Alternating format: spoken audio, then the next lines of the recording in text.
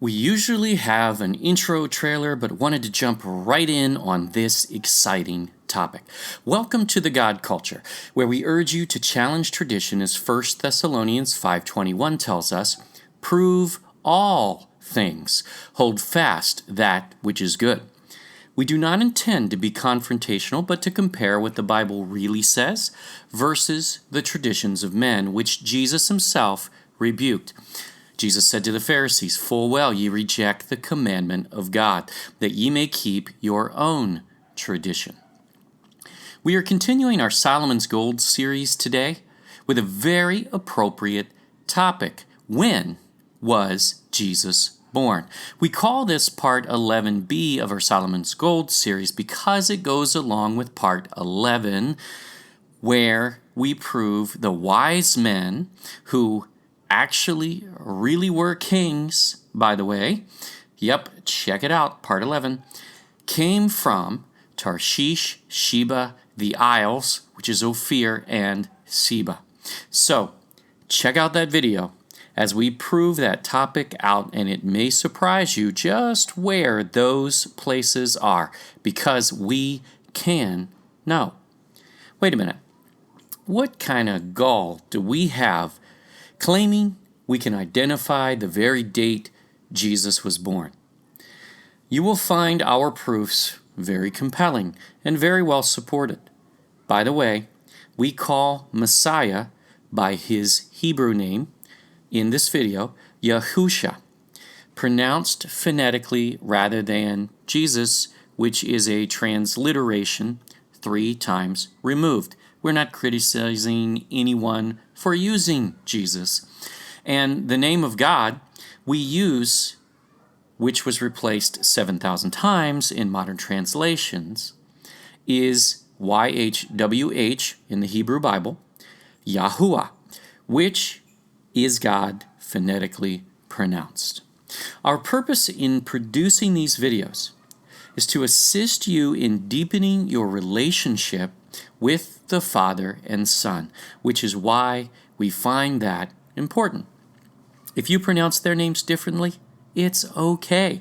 We aren't criticizing anyone, even those who still use Jesus and Lord and God. Not going to get into that. As your relationship deepens, perhaps you too, like us, will decide to use and restore his actual name instead of replacements. But that is a decision only you can make.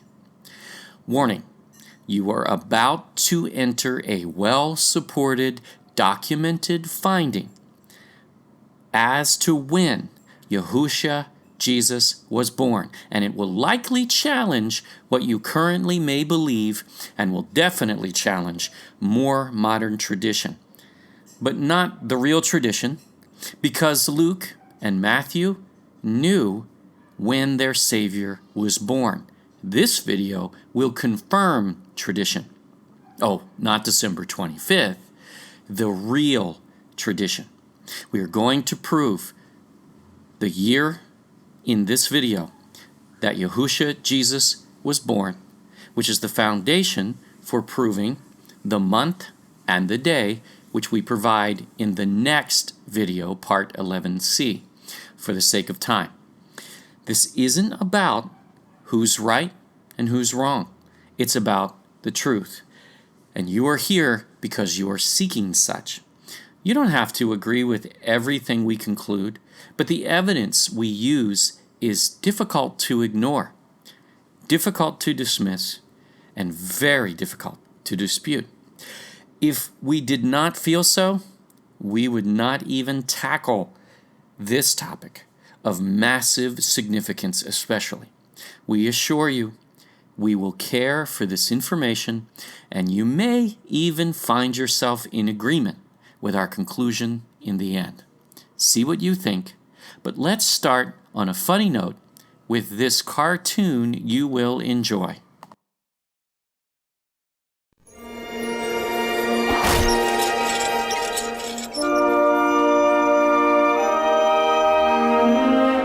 One December night, over 2,000 years ago, a shining star illuminated a gathering of kings, shepherds, angels, and animals round a baby in a stable. 'Twas the Nativity, and it marked the end of a journey that began on a donkey's back. Whoa, hold up there, Jeeves. I beg your pardon? Your nativity. That's not exactly how it happened. Here, look, let's start with that donkey. Neither of the gospel stories mentions Mary traveling by donkey. And given the 60 miles of rough terrain they traveled, it's more likely they used a wagon. Minor details. But then the innkeeper informs them there's no room... Again, the Bible doesn't actually mention an innkeeper. And in the Greek, the word inn refers to an upper room in a house, not an actual motel. Oh, blast. Look, wherever it was, there was no room. So, Mary and Joseph were sent to the stable. No stable. Not in the Bible either. Now you're catching on. And in those days, most animals were typically kept in a cave. A cave? Yepers. So it could have been that instead of a stable. The Bible doesn't really say. And the Star of Bethlehem? Duh, that's biblical. Well, we're actually right for once. It's a Christmas miracle. Okay, so now came the shepherds and the 3 kings. No kings. 3 kings is from the song. The Bible says magi, which means wise men. 3 wise men? That works. Well, not so fast. While the Bible does mention 3 gifts, it doesn't specify the number of wise men that brought them. You mean there could have been more? Oh yeah, a whole posse even. With a crowd like that, it's a miracle the baby Jesus never cried. What, no crying he makes? That's just a lyric from Away in a Manger, not actual scripture. Well, of course he was crying. You just added a whole crowd of strange men.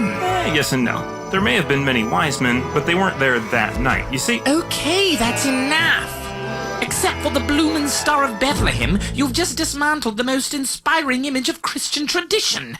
So what's your point? Point? Well, I guess it's this. Even when all of the man-made traditions are stripped away, the eternal truths still remain. Whether they traveled by donkey or wagon, God brought them safely to the birthplace that was prophesied. Whether born in a stable or cave, God provided shelter in a strange new land. Whether there were 3 kings, 3 wise men, or many, God called the elect to bear witness and testimony to the birth of Emmanuel. So whether your manger looks like this, or like this, the one thing that remains unchanged is this: a baby boy, born of a virgin, this day in the city of David, a Savior, which is Christ the Lord. Bless you, sir. I'll never look at the miracle of December 25th the same way again. December 25th? Oh, I almost forgot. Stop that! Music!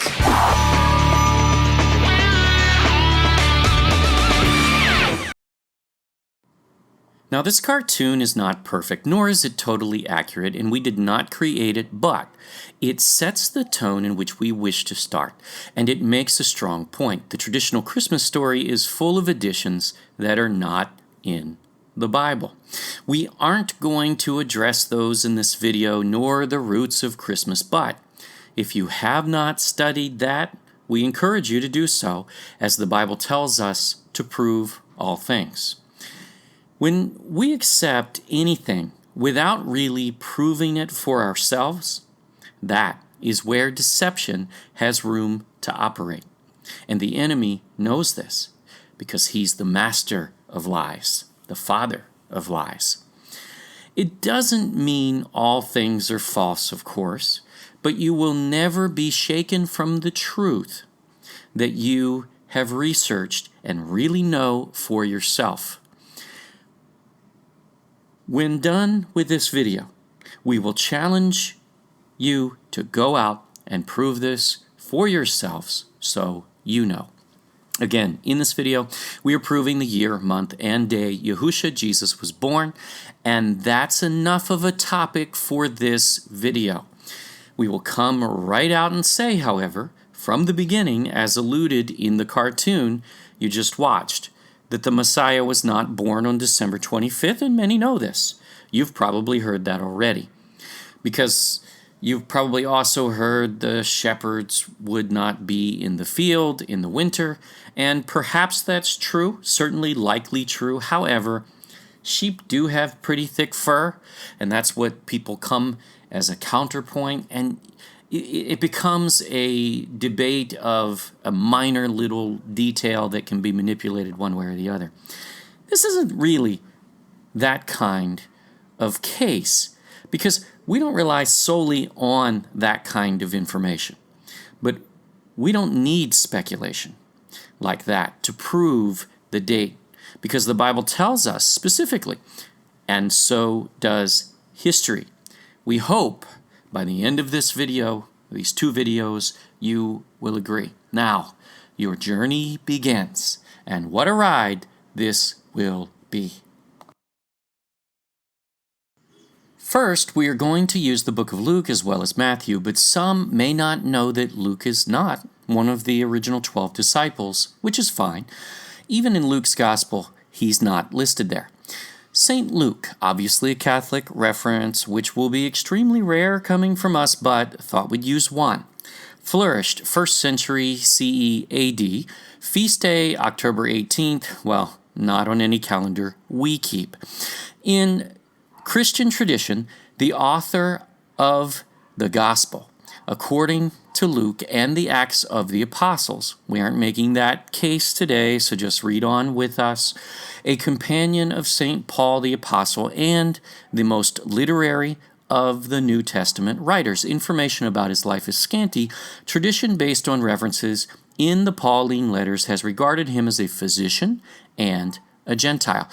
He probably accompanied Paul on several missionary journeys. Luke is first mentioned in the letters of Paul as the latter's co-worker and as the beloved physician. Now, this is from the Encyclopedia Britannica. FYI, we provide sources on each slide at the bottom. So if you're viewing this on a cell phone, you might need to really look for it, maybe even blow the screen up, perhaps. We aren't assessing all of this reference, but gleaning the fact that Luke was a disciple of Paul, who either was a physician or had the gift of healing. Not our topic, though. And this calls him the most literary of the New Testament writers, a case we're not making necessarily, because that even puts him above Paul in literacy. And maybe he was, maybe he wasn't, not our point. Our point is he is literate. That's important. But we have to deal with this first because Luke's credibility has been undermined by skeptics disguised as scholars who don't bother to prove things out but seize on fragments of information misunderstanding the Bible. Very deceptive, and we'll prove that. We are going to prove Luke was very accurate, and you'll see and hopefully agree. From Bible study manuals, Luke has proven himself to be a reliable historian, even in the details. Again, not what we are being told today, is it? Sir William Ramsay, archaeologist, has shown that in making reference to 32 countries, 54 cities, and 9 islands, he made no mistakes. See, Luke was pretty thorough, and we're going to prove he was very thorough, and you'll see. We are going to further prove that he also made no mistakes in telling us the conditions under which Yahusha, Jesus, was born, the topic of this video. He gives markers, and we are going to prove they are accurate. Can we do this? We'll give you the evidence and provide our conclusion. You decide. Luke 2 starts with, "And it came to pass in those days that there went out a decree from Caesar Augustus that all the world should be taxed." We've heard this many times this time of year, especially, right? In parentheses, note, "And this taxing was first made when CYRENIUS was governor of Syria. And all went to be taxed, every one into his own city," another critical thing, "and Joseph also went up from Galilee out of the city of Nazareth into Judea unto the city of David, which is called Bethlehem, because he was of the house and lineage of David. This could be problematic for Luke. This, the King James, which we usually use in our teachings because it is the most widely accepted modern version, but not because we are part of any movement, because we don't do movements, nor are we starting one, says Messiah was born while Caesar Augustus was emperor of the Roman Empire, which controlled that part of the world at that time. It also says there was an empire-wide census when it says all the world should be taxed, doesn't it? All the Roman world, of course, is what it's referring to, not parts that Rome wasn't even aware of, especially. This taxing, or census, was taken while CYRENIUS was a leader in Syria, right? That's what it says. When you see how simple the solution is to this passage in understanding it, a light bulb is going to come on, so get ready. The census of Quirinius was a census of Judea taken by Publius Sulpicius Quirinius, Roman governor of Syria, upon the imposition of direct Roman rule in 6 CE. Okay. The author of the Gospel of Luke uses it as the narrative means to establish the birth of Jesus, Yahusha, Luke 2, 1 through 5, which we covered. But Luke places the census within the reign of Herod the Great, who died 10 years earlier in 4 BC. That's what this reference says. We are going to deal with the date of Herod as well, so hang on. No satisfactory explanation of the contradiction seems possible on the basis of present knowledge. Well, actually, we're going to show you there is present, past, and future knowledge right there under our noses the whole time. It's always been right there. And most scholars think that the author of the Gospel, Luke, made a mistake. Luke. Okay, many have explored this to try to place Yahusha's birth in 6 AD at the time of the census of Quirinius. But all have found that date does not fit anything in history. This is where skeptics enter, and they normally do. And some even say it proves the Messiah never came. No, don't think so. And we debate this in Christian circles back and forth and up and down and sideways. Stop debating and start researching, because the facts are right there. Notice this reference sets Herod's death at 4 BC. We'll clarify that as well. Let's put that aside for the moment. We will deal with it in this video. So the conclusion, Luke made a mistake, or whoever the author was, because if we don't have a videotape of him writing it and Zoom footage of at least a chapter of what he wrote, then by golly, we don't know who wrote it then, right? That is actually the logic of scholars if you break it down and really think about it, because that is what skeptics are saying. Except Luke says he wrote it in the text. That's called willing ignorance at its finest. See 2 Peter chapter 3. Those are his words, not ours. This and most all references to Quirinius we can find in modern times refers to his title as governor of Syria. And that is the word translators chose to place in Luke in parentheses, notice, parentheses, highlighting that they knew something was wrong with this translation, leaving it for someone to fix in the future.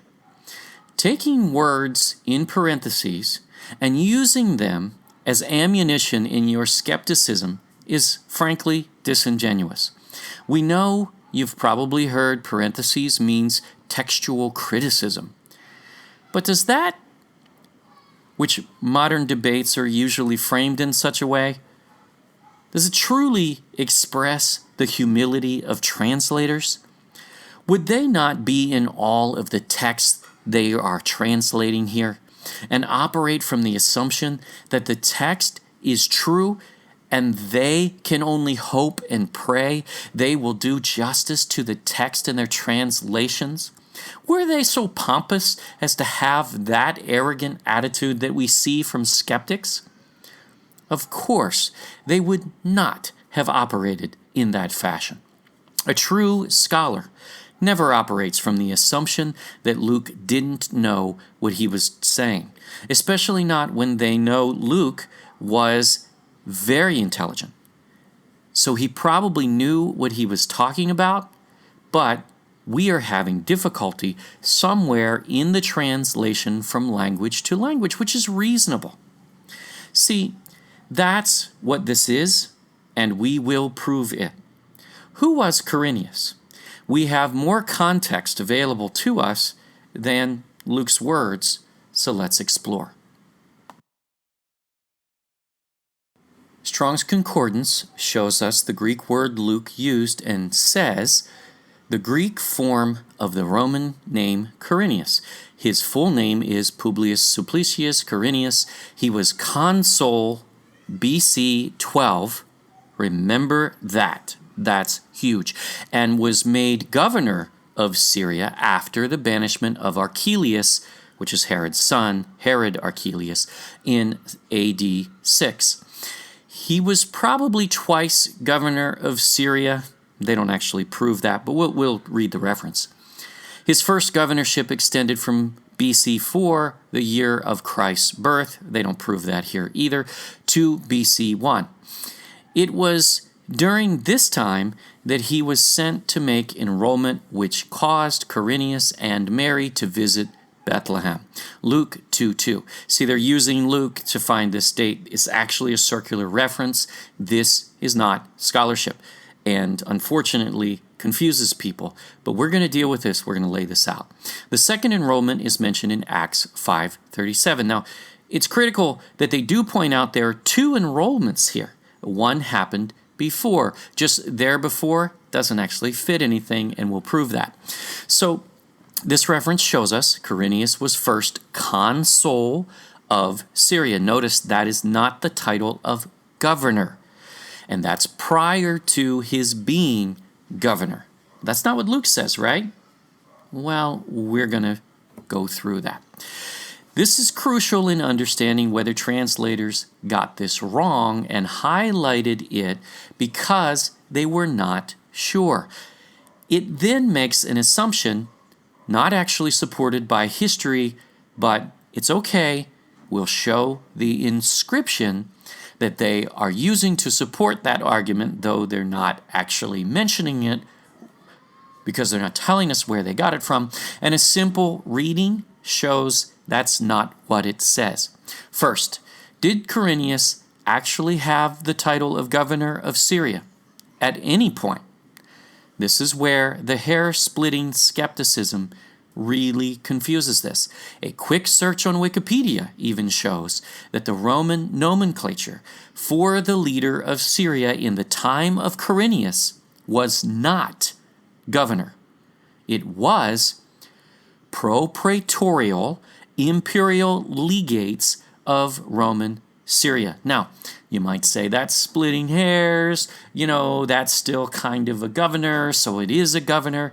And that is not the same title as governor, though. And Luke uses a specific title that's being used against him. So we do need to get into the hair-splitting details that skeptics are using. This list shows Quirinius as praetorial imperial legate from 6 to 12 AD, not the title of governor.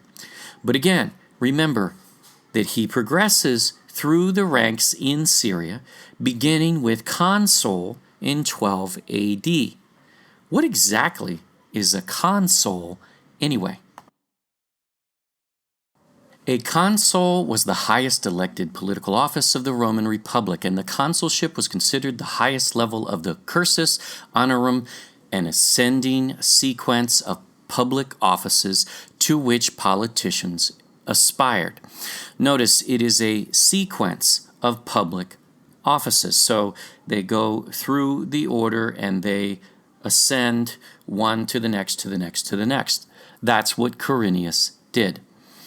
Throughout the early years of the Principate, although the consuls were still formally elected by the Comitia Centuriata, however you say that, they were in fact nominated by the Princeps. By the time of Caesar Augustus, which is the time we're in, this was not a position elected by the people. Was this position somewhat different in the provinces, though, as Syria was, opposed to in Rome? Because this sounds like it's talking about in Rome. We'll explain. Yes, outside the walls of Rome, the powers of the consuls were far more extensive in their role as commanders-in-chief of all Roman legions. It was in this function that the consuls were vested with full imperium. When legions were ordered by a decree of the Senate, the consuls conducted the levy in the Campus Martius.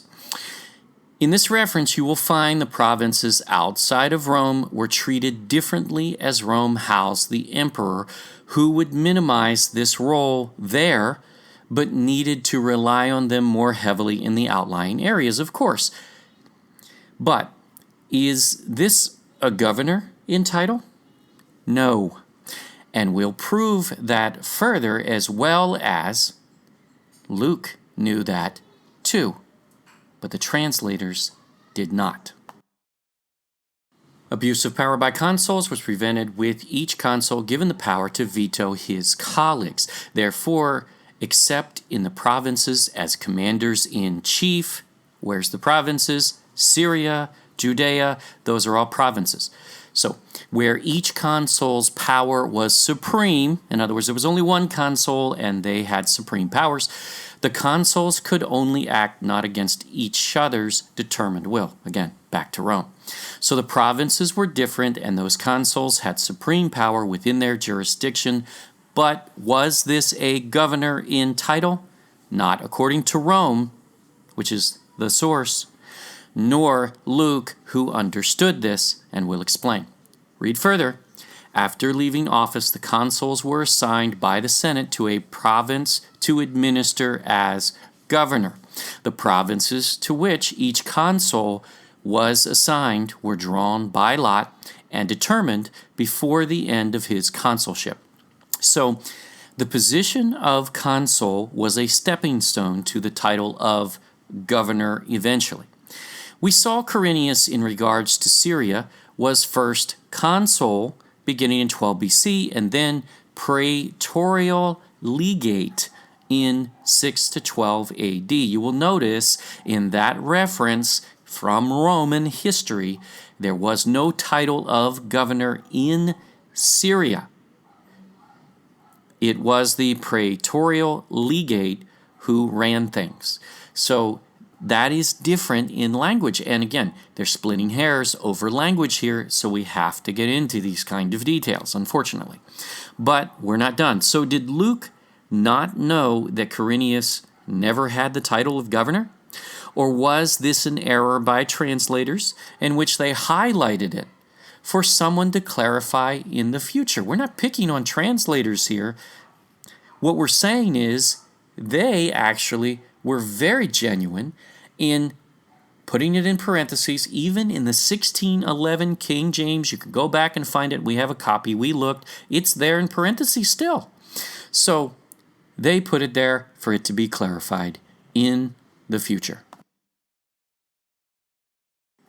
Here's the Greek word Luke used for governor. In all of the Bible, Luke is the only one to use this word, and he uses it twice. The second reference completely explains this, and we're going to cover that. It's a general term for leader that could mean governor, but he didn't use governor. But one cannot assume that's the only meaning. Here's Luke's other use of the word translated both times governor, but something's odd here. Luke 3:1. Now, in the 15th year of the reign of Tiberius Caesar, we're going to prove that's 28 AD, Pontius Pilate being governor. Now, that word for governor is the very same Greek word that Luke uses only one other time in the Bible, and that's regarding CYRENIUS. So he's governor of Judea. Again, governor's a translation. Read on. And Herod being tetrarch of Galilee. Now that's a different word. And his brother Philip, tetrarch of Iturea, and of the region of Trachonitis, and Lysanias, the tetrarch of Abilene. Wait a minute.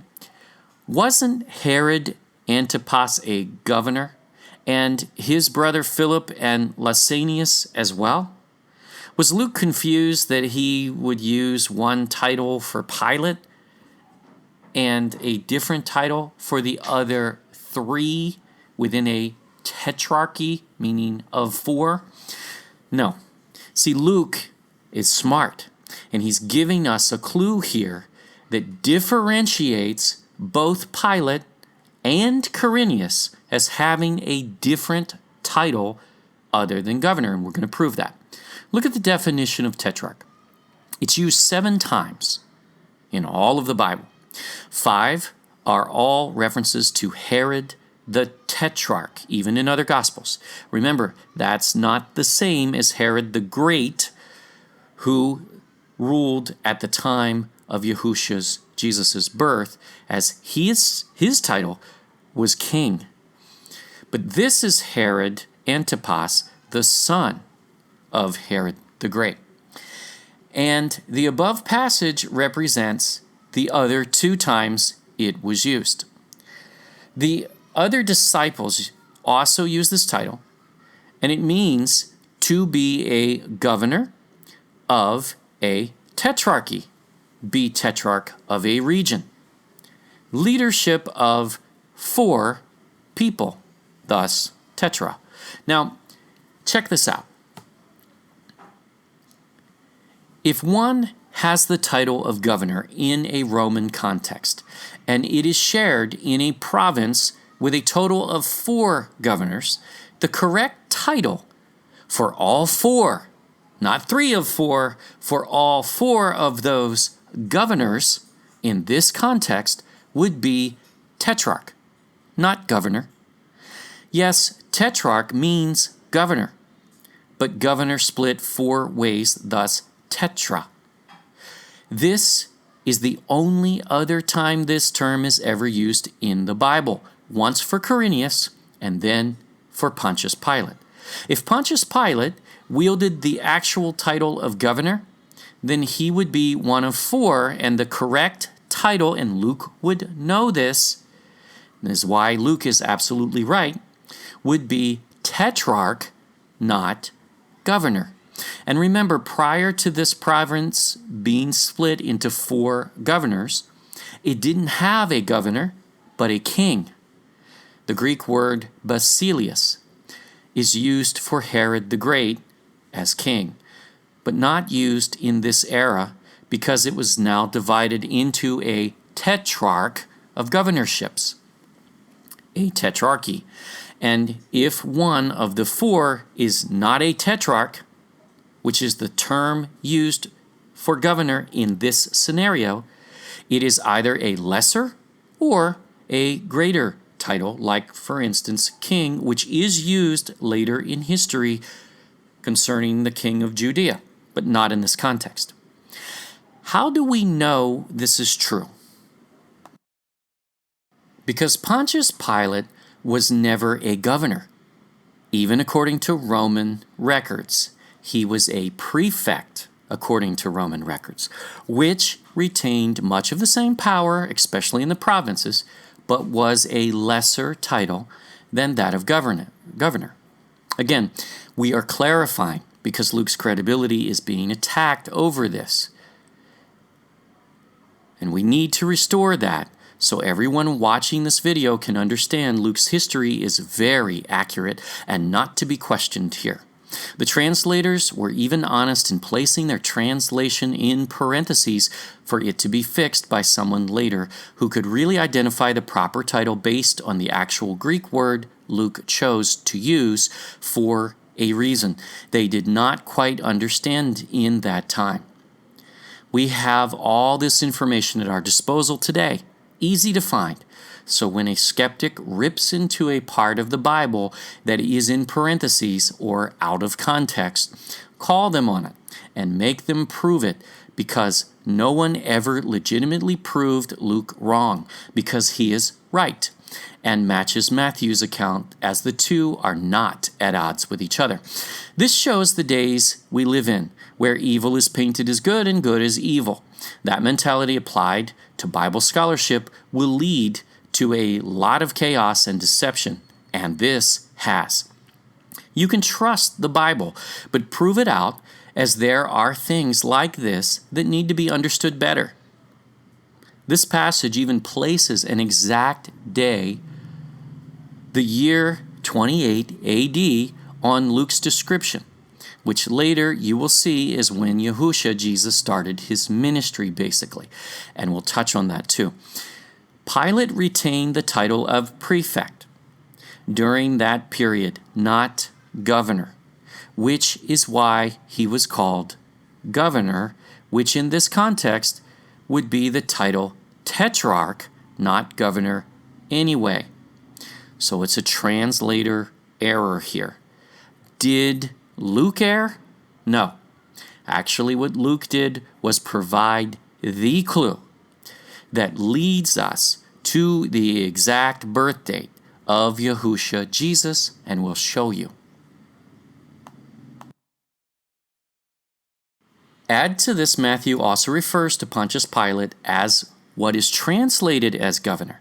But as you see from this definition, the word does not only mean governor, and if it was the exact title, it would be used by the Roman records, which is the real source of titles in the Roman Empire, rather prefect.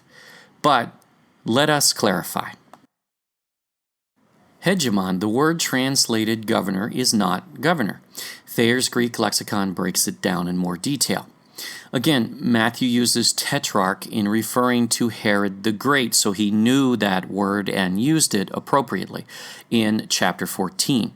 So he too shows a distinction between the title of Pilate and Herod as being different uniquely. Herod, who was in the position over 30 years at that point as son of Herod the Great, clearly had the title tetrarch, which is a governor in a province of 4 leaders. If Pilate was governor, the title represented by Matthew or Luke would have to be tetrarch, not governor. And here we see it either means, one, it is a legate, which also would even fit CYRENIUS in 6 AD, not governor, or 2, a procurator. What's this? An officer who was attached to a proconsul. Now that's a governor. A proconsul, notice a procurator, is attached to a governor, but not a governor himself. But keep reading, it clarifies. Or a propraetor, and had charge of the imperial revenues. So you mean both Pontius Pilate and CYRENIUS, who have the same title, according to Luke, were in charge of revenues, as in taxes, as in they are the position that would execute a census? Exactly. In causes relating to these revenues, he administered justice in the smaller provinces also, which were, so to speak, appendages of the greater, so these are the outlying provinces. He discharged the functions of governor, so he did have the authority of governor of the province. So he was not a governor in title, but did have the authority in the outlying areas of Rome. And such was the relation of the procurator of Judea to the proconsul of Syria, so of Pilate. Here's this reference. It comes right out and says, this is Pilate. So even in the definition, it clarifies Pilate was not a governor. He was a procurator. Specifically, as we showed you, he was a Roman prefect. And so was Quirinius when he ordered the first census. Title was legate, was consul in that context. And that was an empire-wide census. Yes, we can and will prove that. Now, we are told that didn't happen in 6 AD when Quirinius was governor. There was a census, but it was more local in nature.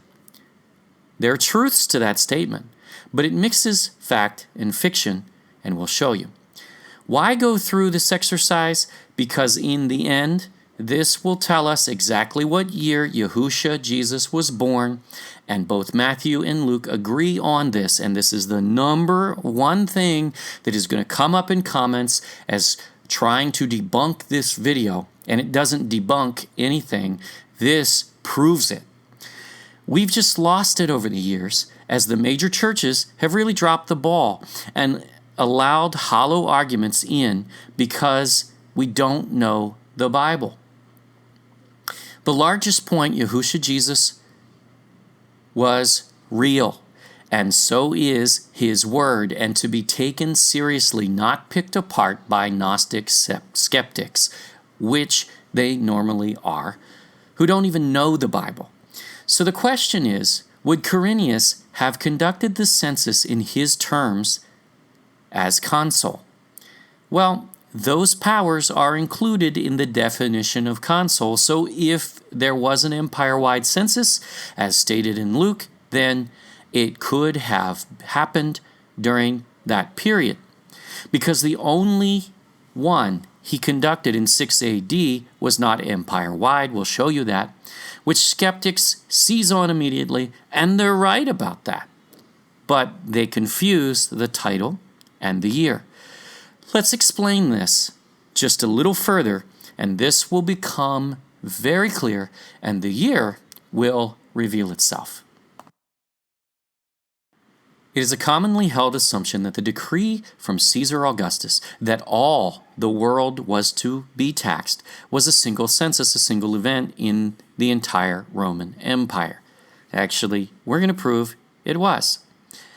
The question is this how Luke understood it or intended to be understood? Very likely not. Well, can you prove it? Need to prove it. This part we don't agree with. It is not necessary to dismiss Luke's actual words, as he says all were to be taxed, demonstrating an empire-wide census, not a local one, because it was. And we will prove that. These guys don't, but that's okay. We're gleaning some things from this that are very useful. According to Honer, what is meant is that censuses were taken at different times in different provinces. Well, that could be true as well, but that's not what the Bible says in this account, does it? Augustus being they're setting themselves up for skeptics to pick them apart.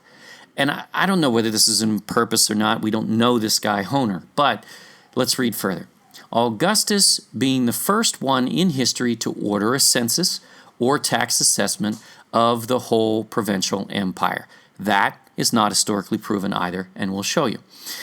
But we want to show you this because these are the kinds of arguments that are out there, and they're paper arguments almost formed in a way that are intended, not necessarily by this scholar, but intended ultimately from the top to be a paper argument. This is further substantiated by the fact that Luke uses the present tense, indicating that Augustus ordered censuses to be taken regularly. We'd agree with that, rather than only one time. We would agree with that. Again, this article is missing that Quirinius never held the title governor at all, and it's the wrong translation. It also misses he was consul from 12 BC. and we do not have an historical establishment of when that ended. We glean from this that censuses in the Roman era were taken regularly, and we're going to expound on that. And this is verified by history, which we will show you. But this next part starts to really nail it down for us. New Testament historian Jack Finnegan says, as to the taking of such an enrollment in general, it is known from discoveries among the Egyptian papyri that a Roman census was taken in Egypt and therefore perhaps also throughout the empire regularly, every 14 years. Many actual census returns have been found, and they use the very same word, which Luke 2:2 uses for the enrollment. So Egyptian papyri, which is in the same region as Israel, Egypt and Israel, confirms in many documents that the Roman census was executed every 14 years in that area. So can this be as easy as taking the 6 AD number, which was a local census, not the worldwide, and go back 14 years to find Messiah's birth? Of course, this has been so confused that we must confirm this to be the case, and we will. This is awesome. But let's go right to the source. Who conducted these censuses? Rome. So let's see what the Roman records say, because they would know. Archaeologist Sir William Ramsay discovered an inscription in the area of Syria on which a knight Aemilius Secundus carved his story called Titulus Venitus. It was on Greek marble and describes a census in Syria in which he conducted a portion for CYRENIUS. The Latin is to the left and translation in English to the right. We blew this up so you can read it for yourself. He identifies that he served under CYRENIUS, who at the time of his engraving, he uses CYRENIUS's proper title, in which he progressed of legate, which is proper. He would not have used his former title of consul, because when he carved this, CYRENIUS had been promoted, and out of respect, this knight would reflect that title. But it does not date this, as there are events on this writing that do. He says, by order of CYRENIUS, I made the census in Apamea of citizens, male, 117,000. Note, they only counted males in these censuses in those days, which is why Joseph only was ordered to return to his family's place of origin in Bethlehem. But Mary had no such order. He took her with him for obvious reason. He was going to care for her and the Messiah she carried. Would you have done any different? But here's where we get the date, because he is obviously writing this in chronological order as a Roman military-trained citizen would, as this is his record.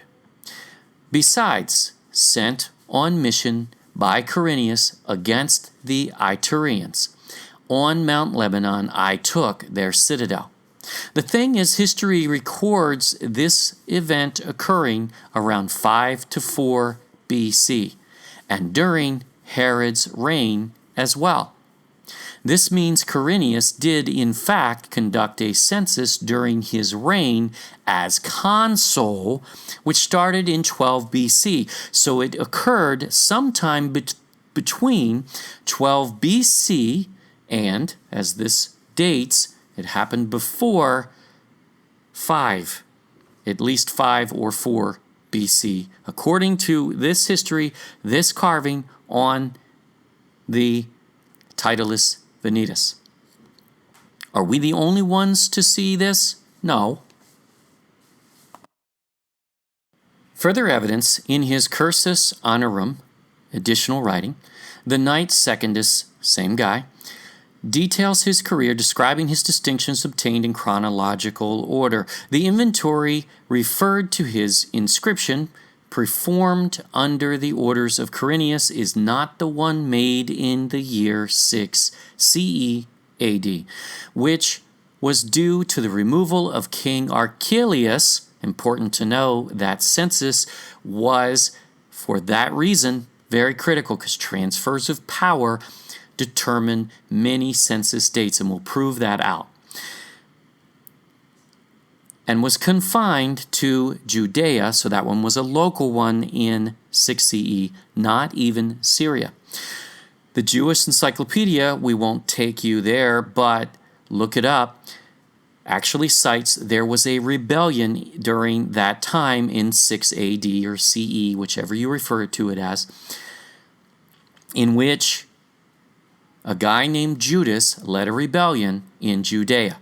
Second, the census of the city of Apamea in Syria, which was a registration, was followed by the mission in Iturea.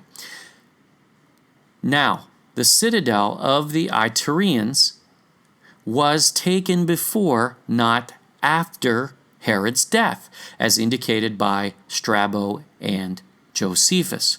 So the census occurred under Quirinius' reign in BC as consul, not AD as legate. Luke was right not to use the term for governor, wasn't he? Let's go to Josephus, though, and clear this up even further. Josephus states that Quirinius had been sent to Syria as supreme judge of people and censor of properties. What's that?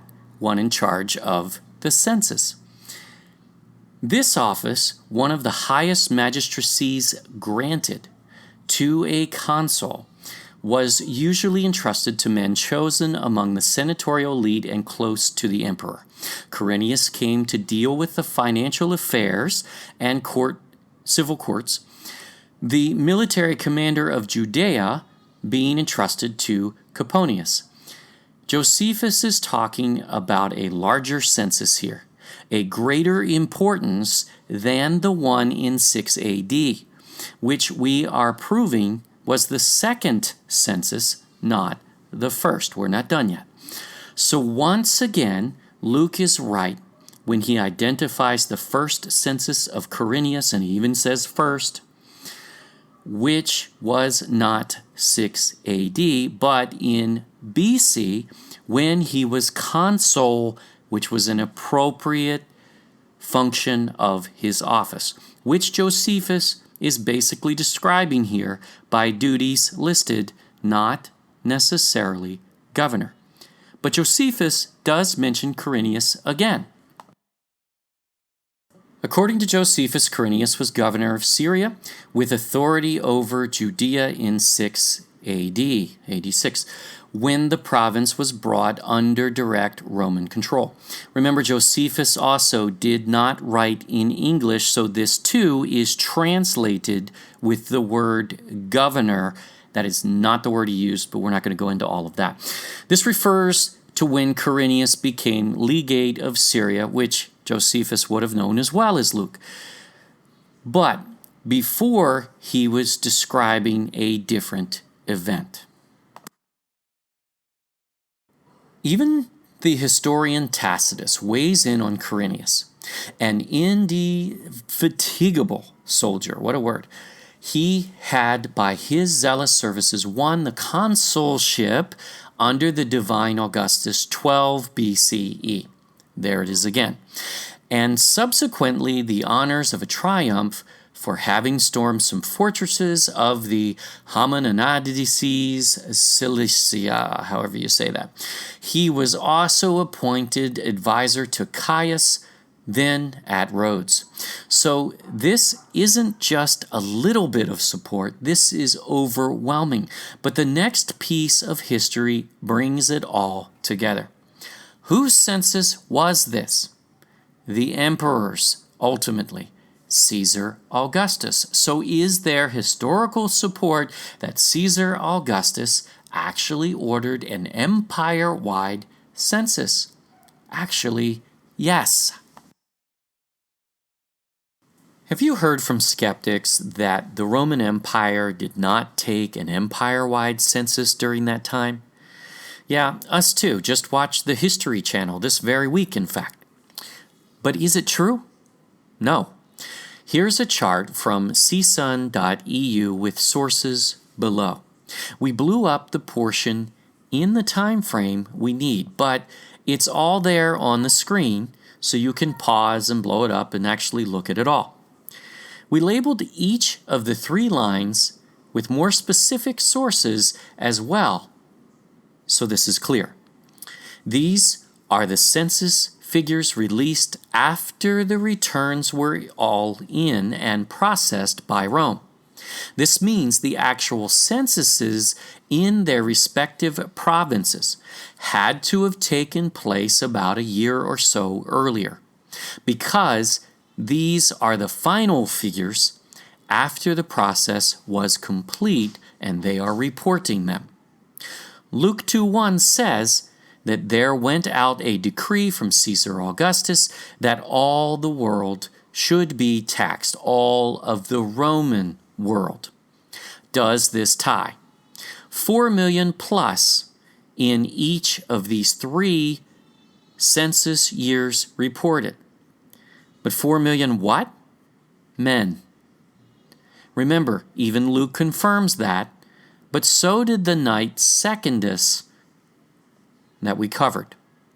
Would that number not represent the total empire figures, not just a local census? Of course it would. And what are the years? 28 BC is the first, perhaps within the time frame in which is referred to by Luke and Matthew.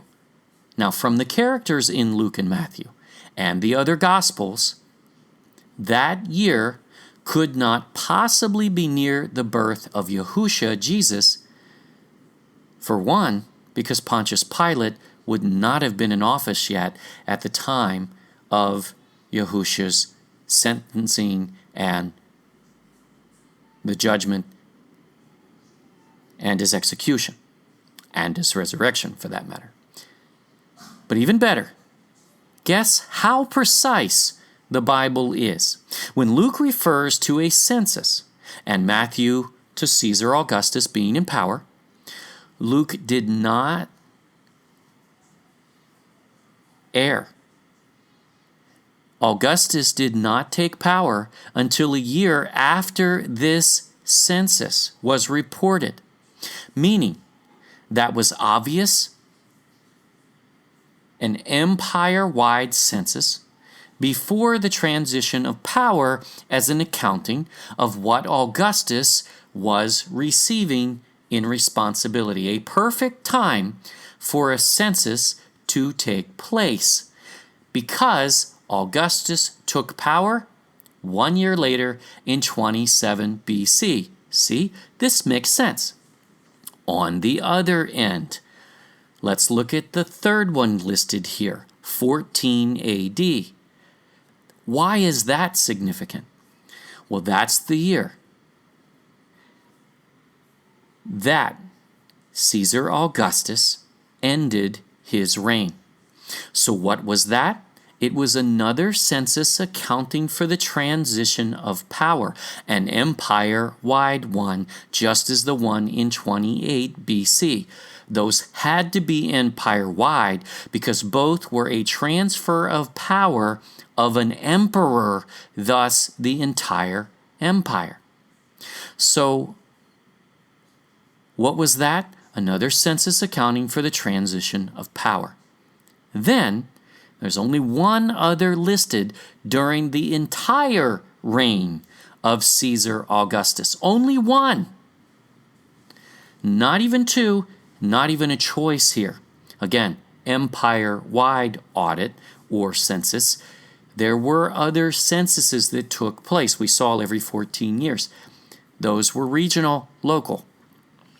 We're talking empire-wide.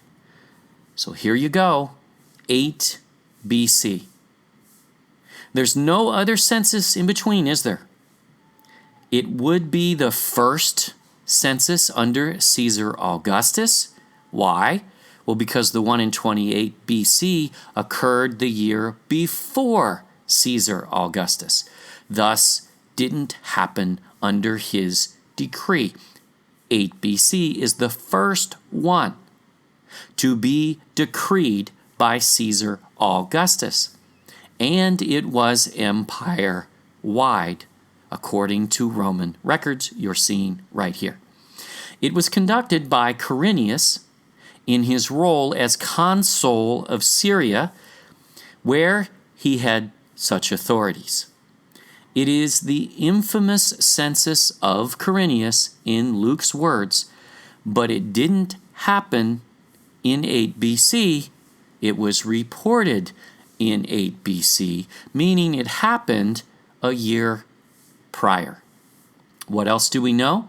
The Egyptian papyri confirmed that census took place in that portion of the empire every 14 years. Is this consistent?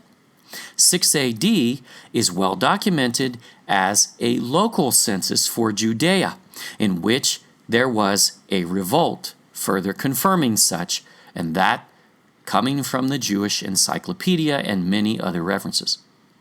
Count back 14 years, and what year does one arrive at? Well, let's count it together so there's no confusion, but we'll tell you ahead of time it's 8 BC. Because we're shifting AD to BC here, we want to be clear, so we'll count it together. But first, one last support. Greenfeld and Hunt, archaeologists who discovered the Oxyrhynchus papyri in Egypt in 1903, this is the one that's being referenced in the former references we used, we wanted to be clear on this, approached the problem of the beginning of the Roman census when they noticed a 14-year periodicity in the pattern of survival of the census returns. Their conclusion was that a cycle of censuses took place every 14 years starting from 10/9 BC. We're going to prove it's actually 9. Now, we count and see how this makes sense. We've established CYRENIUS did oversee a census in 6 AD, a local census, due to the transition of local power because it's the date Herod Archelaus was removed from power in just Judea by Caesar Augustus himself, which is why it is not on the Roman chart we just showed, because that represented empire-wide censuses. And why, as well, this gives the reason this took place. Now, there is no year 0 AD or BC in counting years in history. So let's count. 5 AD would be 1, and we numbered all the way back. The year in which Messiah was born was 9 BC. Did we prove it? We believe so. But we're not done, because we have to deal with a couple of things, because this has been so messed up in the scholarship arena. Matthew also states Yahusha, Jesus, was born in the days of Herod. But which Herod? Because there is more than one. We have to go back to Luke, who really is the expert on detail. Luke 5. There was in the days of Herod, the king of Judea, a certain priest named Zacharias of the course of Abia, and his wife was of the daughters of Aaron, and her name was Elizabeth. Those were John the Baptist's parents. We will break this verse down, including proving out the actual course of Abia, which will confirm all of our findings in the next video. For now, which Herod is he talking about? The first Herod was Herod the Great, and he had the title of king. After he died, the province was split between 4 governors, which means they were not governors, they were what? Tetrarchs, rather than just one. We covered that already, but one that did not come up was the son of Herod, who ruled Judea after him, Herod Archelaus. We will prove when this transition of power happened, as this is used in a great number of theories that you will find out there. And most leave out a lot of details to get there. So we feel we must know this piece, though it is not necessary in our position, which we already proved without even addressing Herod. But the first comments we will receive will go right to this point if we do not address it. Thus, we will. Verse 14-15, when he, Joseph, arose, he took the child and his mother by night and departed into Egypt, and was there until the death of Herod. So this is certainly a timestamp, but really confirms what we already know. Herod the Great died sometime after Yahusha, Jesus, was born. If it was 1 BC instead of 4 BC, again, it doesn't actually affect our findings, but since this is used so often to try to prove Stellarium software especially, which we're not going to address at the moment, we're going to vet this for just a moment. And then let's look at verse 22. But when he heard, again, Joseph, that Archelaus, no titles given, did reign in Judea in the room of his father Herod, he was afraid to go thither.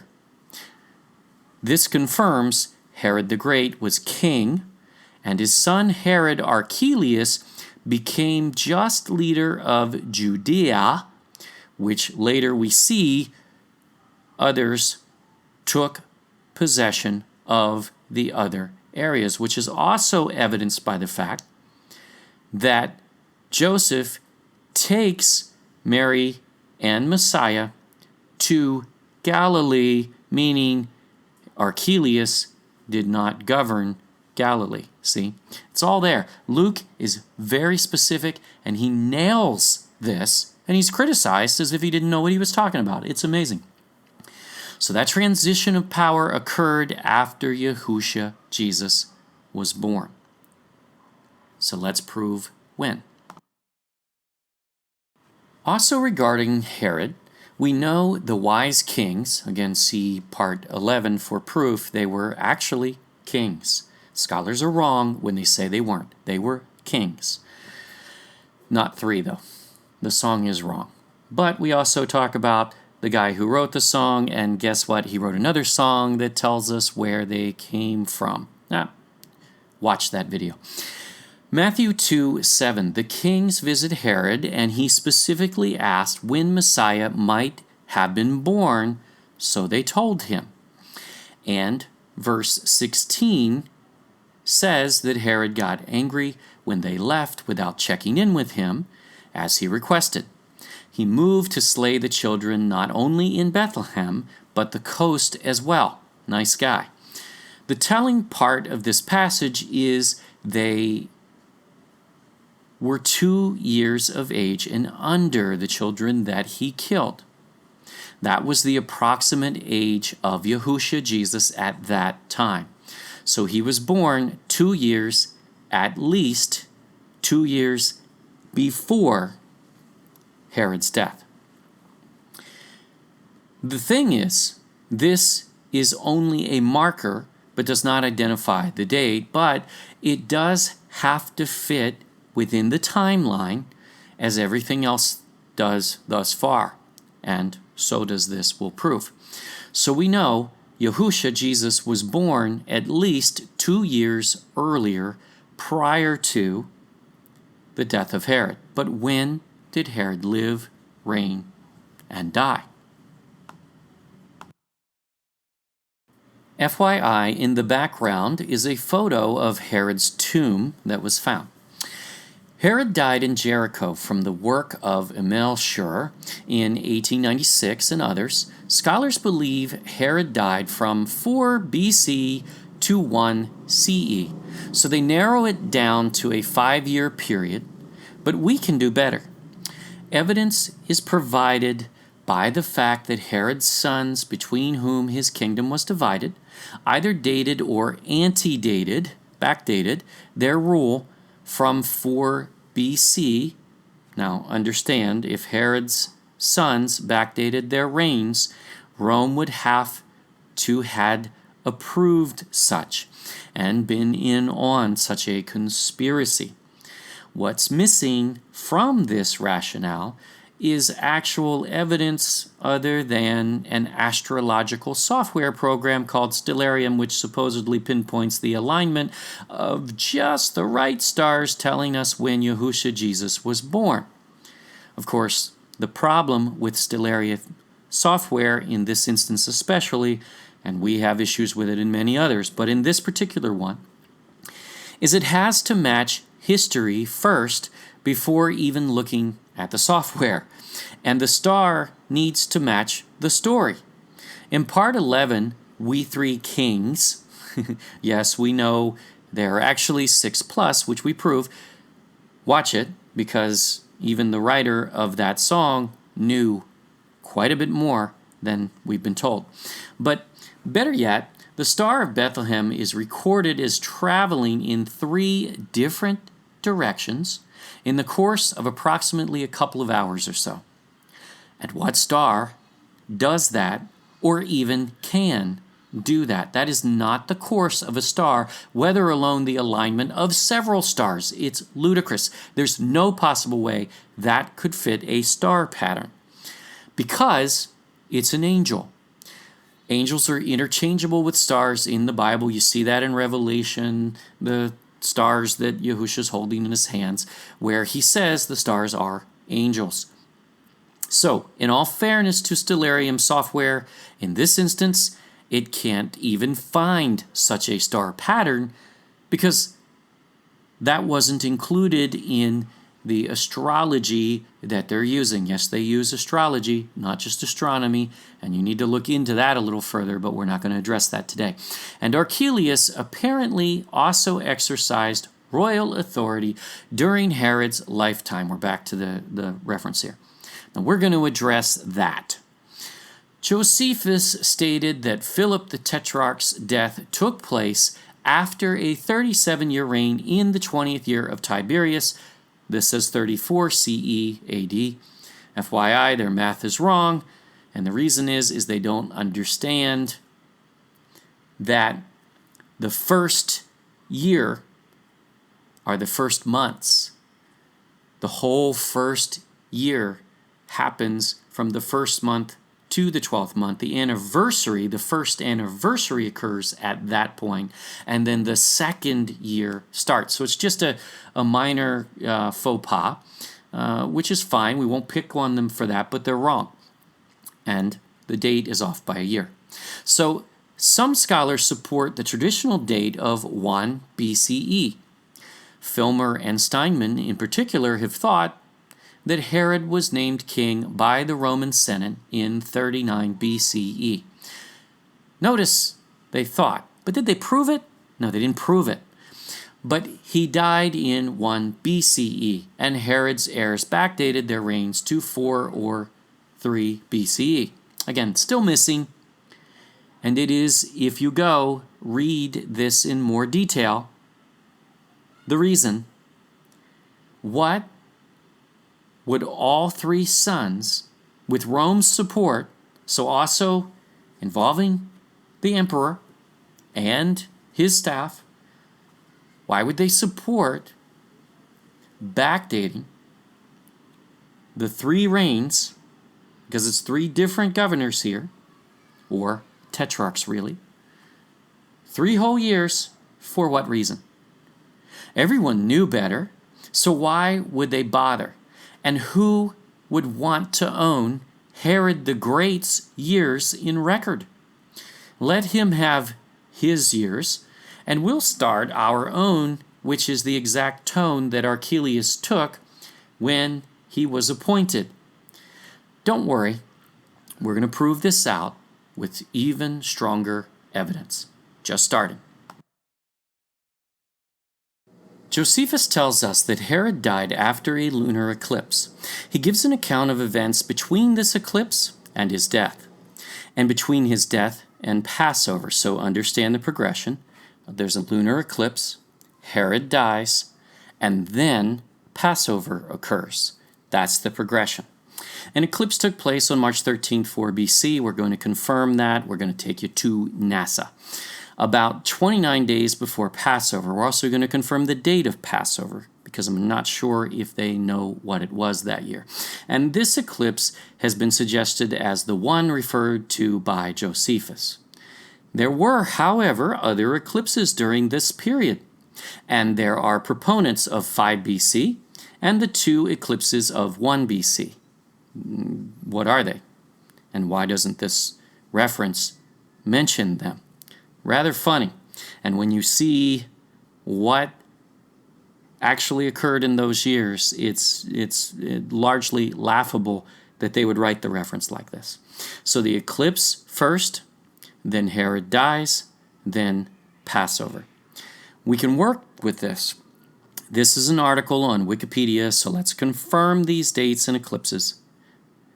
And oddly, there's no mention of what dates the eclipses occurred in 1 BC. If you're going to write an article for Wikipedia, maybe go and just add that little extra bit of research so you don't look foolish. We think you'll understand what we mean as soon as you see what NASA has to say.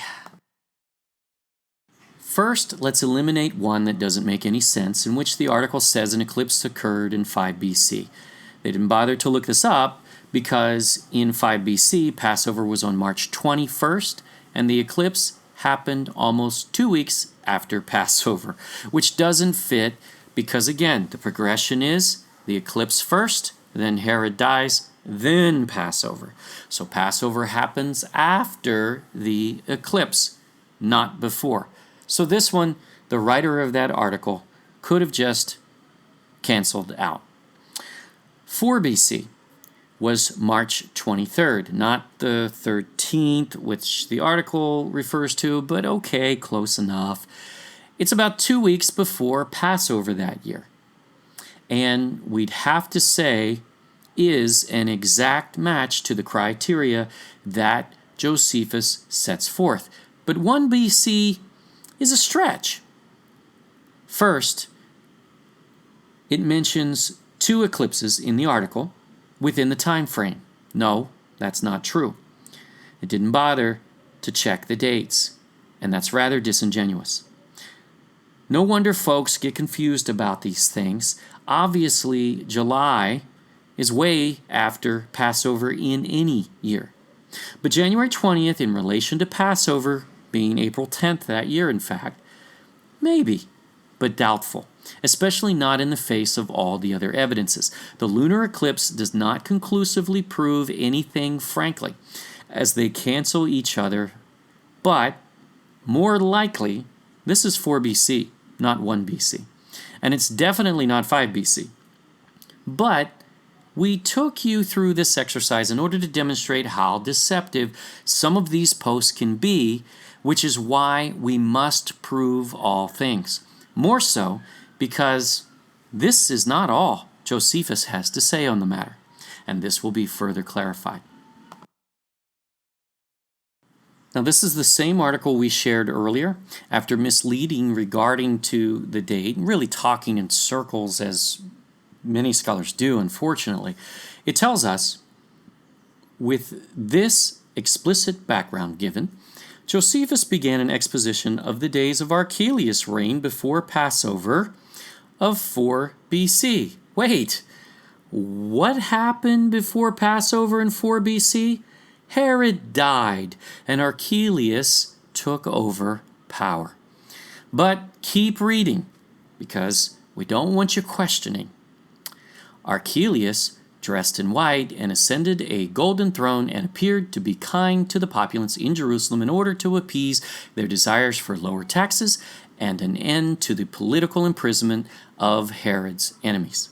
Again, would he really need to backdate his reign taking credit for Herod's created problems, which he already had to clean up so he could add 3 years to his resume when everyone in that era knew better?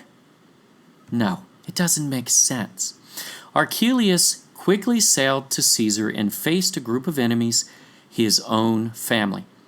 Antipater, the brother of Archelaus, Herod Antipater, who was deposed from Herod's will days earlier before Herod died, argued that Archelaus merely faked grief for his father, crying during the day and involving with great merriment during the nights. Wait a minute. We are sure that was probably true, but the point is, this happened in 4 BC, before Passover. And what was Archelaus recorded as doing? Mourning the loss of his father, Herod the Great, who was dead. There is no room for 1 BC here. But even if it was, and we are very confident this proves it out that it was not, it still has no bearing on our research, but it certainly appears 4 BC is the date that Herod died, and there is no evidence to overturn that with these newfangled theories about 1 BC based on stellarium software, which can't even find that star because it was an angel following a pattern that stars can't possibly follow. Let's look at this progression on a chart so it's completely abundantly clear. Caesar Augustus reigned from 27 BC to 14 AD. Empire-wide census figures were released in 28 AD, 1 year before his reign, and the final year of his reign in 14 AD. Only one other empire-wide census, which we showed you, is recorded, and that's CYRENIUS' census. Herod the Great reigned from 39 BC to 4 BC, which we have now indisputably proven. Quirinius was named consul in 12 BC. If you look up consul, you will find in Rome that was a 1-year term. Don't bother sending comments about that because you didn't read far enough. If you stop there, keep reading. But in the provinces, this was not the case. We showed you this as well, but when you're reading, make sure you're reading in context. The rules were different in the provinces, which we showed. We prove Messiah and John were conceived in 10 BC. However, we are going to further prove that out completely in the next video. So don't comment on this point yet because you don't know all the facts. It takes more dismantling in this case. But we will for sure. And you'll love this. Messiah was born in 9 BC at the time of the empire-wide census of Quirinius, which is the only other empire-wide census in this period mentioned, other than at the transfer of power on the final year that Augustus was emperor in 14 AD, which wouldn't fit any timelines because you wouldn't have Pilate as governor. Most of the things listed in several of the accounts would not fit.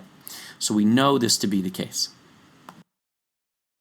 And Roman statistics report the results of the 9 BC census in 8 BC for the entire empire. Over 4 million males reported. This is consistent. This means in 7 BC, the wise men came to visit Yahusha, who was about 2 years old at the time, which is why Herod killed 2-year-olds and younger just in case they weren't telling him the truth. What a guy. 4 BC, Herod dies, and we prove that, and his sons ascend the throne. Quirinius becomes legate, which is equated to governor much closer than consul of Syria, and conducts a second census, but this time it is not an empire-wide census. According to the Titulus Venetus Roman census records, as it's not listed, meaning it was not empire-wide. And history included Josephus. So using this chart, while we have it out, let's project a little further what this means in relation to Yahusha's timeline a little later. These are approximate, and we are not proving them out in this video, but merely applying the 9 BC date of birth for Yahusha Messiah and matching it to the events. The 15th year of Tiberius Caesar is 28 AD. This is approximately when Yahusha Jesus began his ministry, and he was 36 years old. Yes, we'll explain the traditional position of 30 years old exactly real quick after this slide. This would mean Yahusha Jesus was crucified approximately 31 AD at 39 years of age. The book of John mentions 3 Passovers, thus 3 years, but again, we're not proving this out completely in this video. See, these things require a lot more time and effort than a quick debate ever gives them. So we're not entering a debate with that. We're just saying, if this is true, we're not proving it out, then this is the case. So we call it approximate.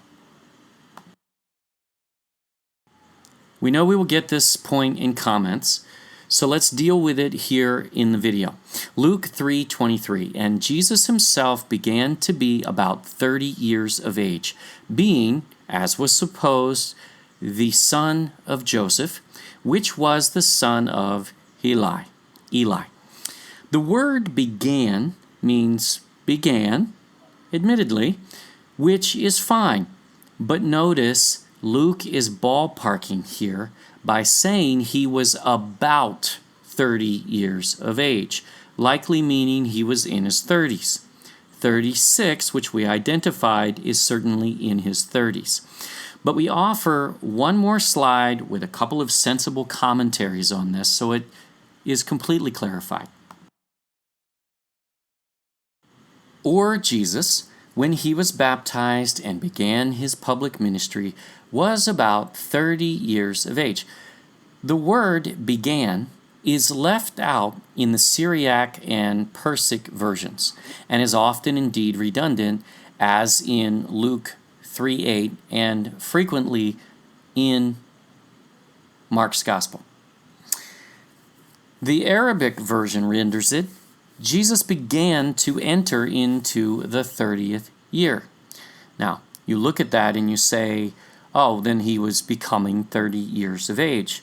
However, what if it's actually regarding 30 AD, which it well could be? See, these are things that we don't necessarily know, but skeptics seize on as exact facts, and they're really twisting things in this instance as well. Here's another commentary. Was about 30 years of age when he began his ministry. Makes better Greek. Read that again. Was about 30 years of age when he began his ministry. That makes sense. So it makes better Greek and is probably the true sense. At this age, the priests entered on their office at the age of about 30 years old. And by the way, there's no reference whatsoever in the Bible that says a Levite priest becomes a Levite priest at exactly the age of 30 in all instances. It doesn't say that. So this verse is not saying he was exactly 30 years old, but it is a ballpark, which is fine. Thus, he was about 30 years old, and again, it all fits together within him being born in 9 BC. So Yahusha, Jesus, was born in 9 BC, but now we have the finding we need to prove the month and the day he was born. And this is going to blow you away. Wait till you see when and how this all ties together. We have our next video pretty much produced at this point, part 11C, and it should be coming right on the heels of this video with the day and month all ready. And it will upload soon. You are not going to want to miss this. We thank you for watching our Solomon's Gold series. Make sure you are notified by YouTube as we upload new videos by clicking the subscribe button below this video, and be sure to click the bell as well. That's important. Share this with others, and check out our website at thegodculture.com. If you enjoyed this teaching, check out our other videos where we find the Garden of Eden. Oh, yes, we do. The home of Adam and Eve. You better believe it. The rivers of Eden, Ophir, Tarshish, Sheba, Jonah's journey corrected. Where Noah's ark landed. Yep, and it wasn't Turkey. Where John the Baptist lived and operated. And so much more, all from biblical sources, expounded with historical references, science, archaeology, language, geography, and more. Always remember to prove all things for yourself. Yahuwah, God bless.